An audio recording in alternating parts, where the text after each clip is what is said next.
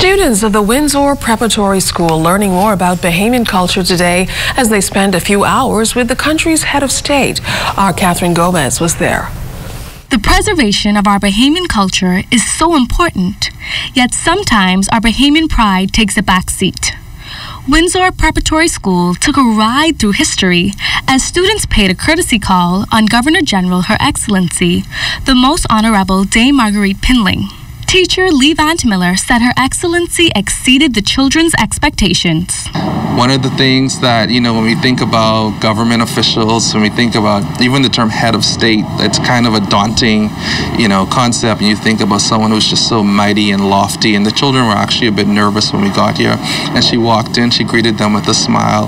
And when she referred to herself as just a barefoot girl from Andros, and she described her journey coming from Andros to Nassau by a sloop that took 2 days, it really humbled me as a Bahamian, but it made her more relatable for the children. They were able to understand that she is just like us, and someday we can be just as great and fantastic as she is if we work hard, do our best, and invest in our country.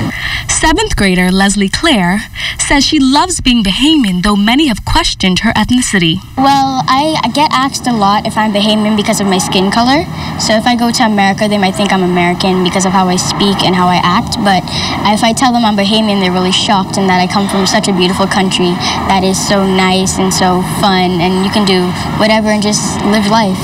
The young Bahamians were delighted to meet Her Excellency, otherwise known as the Barefoot Girl from Andros. I thought it was just so inspiring to see someone who came from such a small town and such a overlooked country to grow as the person that we saw today, and just to hear her journey and to just reassure us that just because we might come from a small country doesn't mean that we can't accomplish great things. It was really interesting because I came in really nervous, and she reassured me by telling us stories about how she came from such little to this big image in the Bahamas and how she's so proud.